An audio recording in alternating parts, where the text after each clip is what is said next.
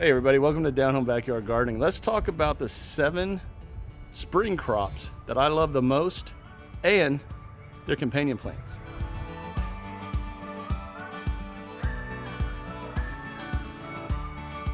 Okay, the 7 crops that I love to plant in the spring are as follows. What a life this one has, huh? Now this is in no particular order, but my favorite 2 will be at the very end. Okay. Let's talk about peas. I love a fall pea, especially when you're in the garden and they're nice and big and ready to harvest, and you can just eat them as a snack while you're out here. But I also love peas in the springtime, before the summer heat hits and you got to get rid of them. Peas. Absolutely love to grow peas. And as you can see here, I have been able to seriously grow some peas out here. Now, again, my number one reason for loving to grow peas are 1, they're easy to grow, and 2, the snack aspect. I just cannot tell you how much being in the garden, grabbing a couple pea shells off the vine, eating them, and continuing on with what you're doing. Absolutely love peas. Of course, it depends on where you are, whether or not you can grow peas in the springtime or in the fall, or if you need a trellis. So know the kind of pea that you're growing and ensure that you are prepared for that specific variety of pea. Now, their companion plants are as follows, and I'm reading from a book. Lettuce, mustard, potatoes, hairy vetch, and brassicas. A brassica could be anything from that family. For me, what I like to do is I like to grow my peas next to my beans, and beans is the next crop that I like to grow in the spring, and some in the summer, but we're focusing on spring, so we'll stick to spring. Okay, beans. Now, beans could be either the bush variety of beans or a pole variety where you need a trellis system like what's behind me. So when you're picking your beans to grow, you need to ensure that you know what variety of bean, whether they're a bush bean, so you don't have to trellis them, or a pole bean or a runner bean that you will need to trellis. Ensure you know what kind of bean you're planting. Now, another reason I like to grow beans the springtime is once those bean plants are done, you cut them at soil level and you leave the root system in the soil. What that will do is allow those little nitrogen capsules that are all over the root system to stay in the soil, which allows your next crop that you plant in that area to then use those nitrogen capsules for fuel for their growth. Companion plants for beans are as follows. Potatoes, marigolds, cosmos, yarrow, and dill. Now, 2 of those I grow all the time out here, marigolds and dill. And I will have dill and marigolds all over this garden, all over the place. So that is why I like to grow my peas next to my beans, because I have marigolds everywhere, and I usually have dill pretty much all over the place. So ensure that when you are growing your companion plants, you're growing them in an area that will benefit everything around. And many of these companion plants, you will notice, go with each other. Okay, my next favorite are carrots. Now, the thing I love about carrots is you can grow them in the spring and in the fall. What I like to do is always have a carrot patch going, no matter what, year round. And the reason for that is they're an easy crop to grow.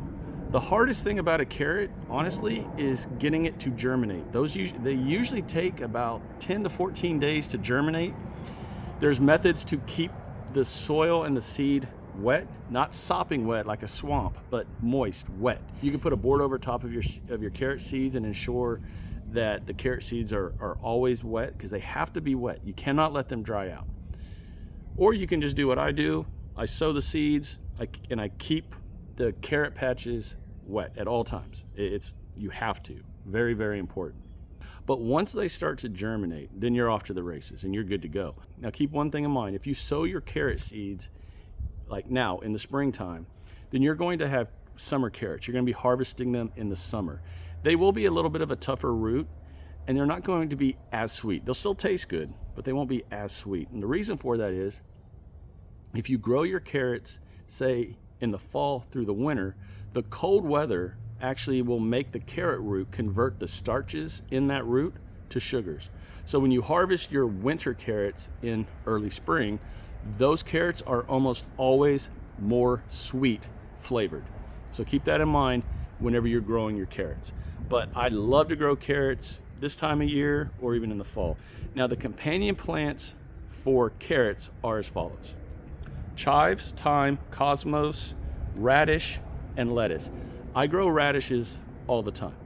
I use free seeds from Baker Creek that they send, usually a wasabi radish, and I plant them things everywhere and let them go to flower, because their flowers bring in beneficial insects to help kill pests that attack other crops. So when you're growing your carrots, keep everything I just said in mind.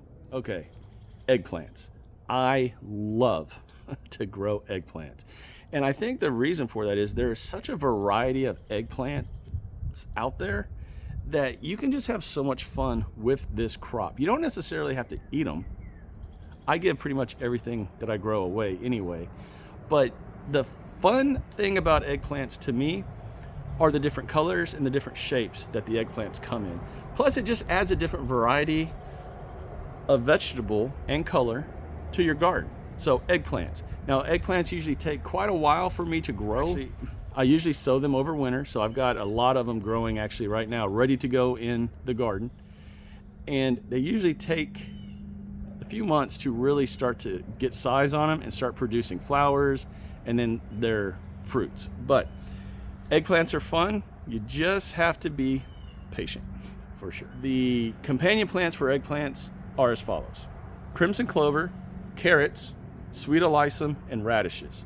Now, you can use a Chinese mustard as a trap crop, plant next to where you're going to have your eggplants, and usually the pests will go to the Chinese mustard and attack that and leave your eggplants alone. But if you're going to grow eggplants, grow them next to your carrots. Carrots are a companion plant. Radishes, like I just said about the wasabi radish, and then sweet alyssum is a beautiful flower, low to the ground, shallow root system, so you can grow them everywhere. And they bring in so many beneficial insects to not just help your eggplants, but many more vegetables that I'm about to talk about. Okay, the fifth vegetable that I love to grow in spring. Now, I'm not gonna lie, it's hit or miss on this vegetable, but are cucumbers. I've had mixed success with cucumbers, I'm not gonna lie to y'all, but I still love to grow them, so I'm gonna put that in this video. Biggest thing that I've found with cucumbers is you wanna ensure that you give them plenty of sun, not too much, plenty of water, not too much, and that you have a trellising system.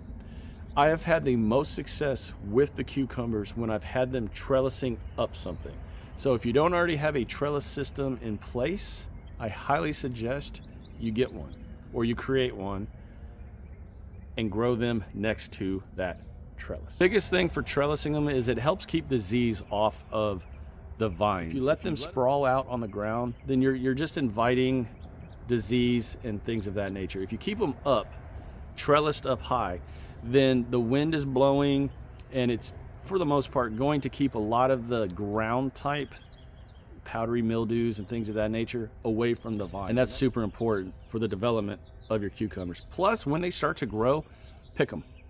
Don't let them get super huge like I used to do and just, I want to get the biggest cucumber you could find, and start harvesting them when they're 2 to 3 inches. That will keep the vine producing and producing and producing. That was the biggest fault that I had at the beginning when I was actually having a little bit of success with cucumbers. Companion plants for cucumbers are as follows: parsley, dill, onion, radish, and crimson clover. Again, radish, radish, radish. Radishes are the key to a lot of success with other crops if you let them go to flower. Again, I'd love to plant the wasabi radish for this reason. Just let it go to flower and bring in the beneficial insects. Onions and dill, I love to plant onions everywhere. I have onions growing in this garden everywhere, year round, for this reason. A lot of pests hate the smell of onion. So if you put onions, dill, marigolds, I'm about to get into basil, around all over your garden, you're going to have a very well protected, companion planted garden for so many vegetables. For cucumbers, definitely trellis them and make sure you have something of a beneficial plant around them. Okay, so we're down to the number 6 and 7 vegetable, and I'm sure y'all can imagine what the next two are. Of course, they're going to be peppers and tomatoes. They're actually my 2 favorite vegetables to grow. Peppers, to me, there's just something fun about a pepper. Now, I don't necessarily eat them all, and I grow a lot of really hot peppers that I can't eat. But the fun part of peppers is the variety for me. I love all the different varieties, the shapes, the colors. There's something about a pepper plant and the color palette that Mother Nature has given peppers that is just amazing too. And tomatoes, honestly, but we'll get into tomatoes in a minute. You want to start your pepper seeds inside for sure before your last expected frost date. Definitely 6 weeks or 8 or even sooner, like I did this year. I started almost 2 months ahead of time of my last expected frost date, and I have peppers everywhere inside my house, and I've already started planting them out here. Once you plant them, you want to ensure that you have a rich soil, plenty of water, again, not swampy, but plenty of water, and that you have them in the sun required areas that they need. In other words, if it's full sun, make sure you've got 8 to 10, 12 hours of sun. Partial sun, then scale that back. Don't do what I did and put my Carolina Reapers in an area that when it hit August here in Texas, the sun just cooked the plants. I mean, cooked them down and killed them. Make sure you've got plenty of shade along with the sun for your pepper plants and your tomato plants. Now, the companion plants for peppers are as follows.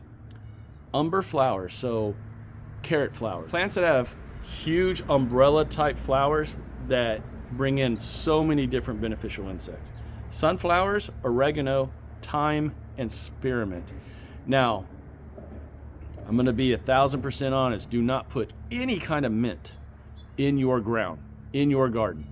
Keep it in a container on concrete. Reason for that is when mint hits the soil, you will never get rid of it.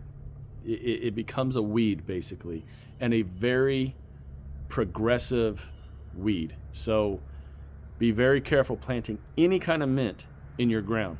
You've been warned. Now, I always plant my pepper plants near my tomatoes.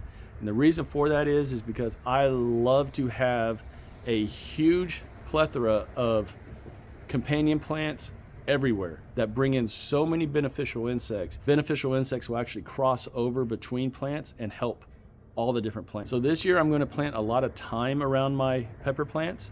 I've actually never had any issues with pests on my pepper plants, but this year I'm really going to put a lot of thyme in the garden. Thyme, not time.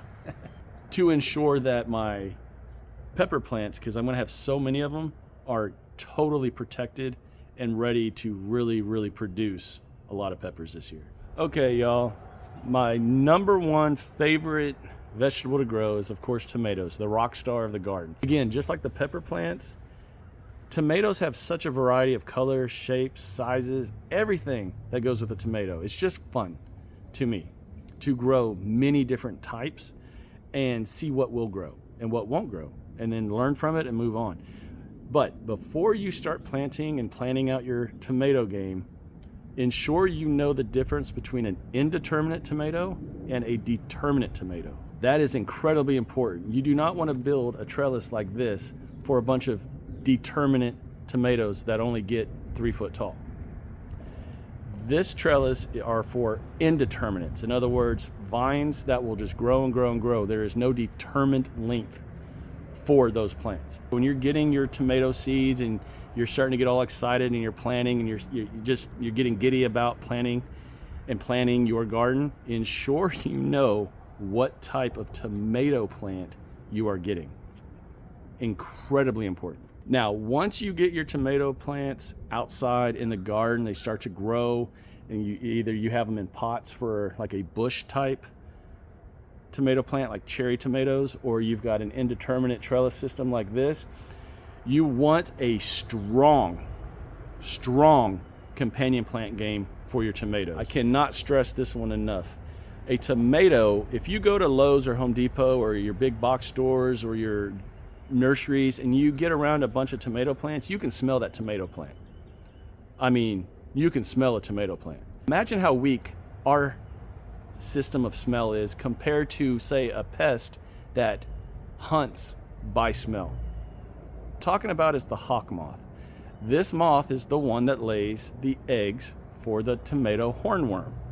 So if you are planting tomatoes and you don't have any companion plants around your tomatoes, you are sending out the bat signal to those hawk moths to come find your tomato plant, to plant all their eggs all over that tomato plant, and before you know it, you're gonna have an army of tomato hornworms, and then you will not have a tomato plant. Once those eggs get laid and hatched, you're in some trouble. So why even worry about the hawk moth when you can just plant plants that will mask the smell of the tomato plant? And that is basil. Basil, basil, basil. Cannot stress basil enough, but I'm gonna list a few other ones that you can plant in and around your garden, and especially around your tomato plants. Those are basil, carrots, cowpeas, radish, and alliums. Alliums are onions. So when you're planting your tomato garden, like I'm about to do right here, I will have not only basil everywhere, I mean everywhere. I will have onions in between the tomato plant rows. And then I'll have radishes like this wasabi radish that is growing to go to flower. So that's 3 companion plants just around my tomato plants. And that is because I want to completely hide and eliminate that smell, that tomato plant smell from the hawk moth. If you all have ever touched basil, you know that smell is so strong, so potent. It's actually more potent than the smell of your tomato plants. So plant as much basil, as many onions, and as many radishes that you can let go to flower everywhere around your tomato plants. And I promise you, you will have the strongest tomato game you've ever had as far as keeping pests away. And just to beat a dead horse on this, I had so many basil plants in my backyard last year in 2023 that it was the first year that I did not have a single, not one, tomato hornworm in this backyard. And I had over 30 tomato plants growing right here behind me. So basil, onions, and radishes that you want to go to flower will be the key to the best, strongest, pest-free tomato game that you've probably ever had. All right, everybody, I really hope you all enjoyed this video. You learned something from it. You got some ideas of what you can do to help better your vegetable game in 2024 and beyond. Now, I was referring to a book through this entire video, and I want to show this book. This book right here literally changed my entire gardening perspective 2 years ago. And I've read this book probably 5 times, cover to cover, and I'm reading it again right now. Companion planting for me just makes sense. And I enjoy it. I love it. It brings a different element to the garden, different colors. I mean, basils, there are so many different types of basils. They have beautiful flowers. The leaves are pretty. I mean, you can totally transform the backyard into this amazingly beautiful palette of color that you wouldn't have if you just planted, say, just tomatoes, just peppers. So why not plant stuff that helps each other? Plant a plant that benefits a plant, and vice versa. It just makes sense to me, and it's worked. It has worked. And again, get this book. The link for this book is down below in the description. And I'm telling you, if you're a beginner gardener, a novice gardener, a seasoned gardener, an expert gardener, whatever, this book is great. It's incredibly easy to read, and it's just a really good book. So again, check out that book. I promise you, you're not going to regret it. All right, do me a favor, share the video, like the video, and subscribe to this channel if you have not done so already. If I have earned your subscription, please hit the subscribe button, hit that little bell so you're always notified whenever I upload videos. And until next time, everyone, take care. God bless. I'll talk to y'all again real soon.